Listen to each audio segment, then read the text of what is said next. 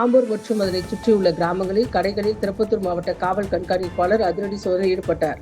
திருப்பத்தூர் மாவட்டம் ஆம்பூர் அதன் சுற்றுவட்டார பகுதிகளில் மாவட்ட காவல் கண்காணிப்பாளர் அக்ஷய் அனில் வாக்கரே இரவு ரோந்து பணிக்காக ரெட்டித்தோப்பு உள்ளிட்ட பல்வேறு இடங்களில் நடந்து சென்று பார்வையிட்டார். அப்போது அங்குள்ள கடைகளில் தமிழக அரசால் தடை செய்யப்பட்ட ஹான்ஸ், குட்கா உள்ளிட்ட போதைப் பொருட்கள் விற்பனை செய்யப்படுகிறது என கண்காணித்து கேட்டறிந்தார்.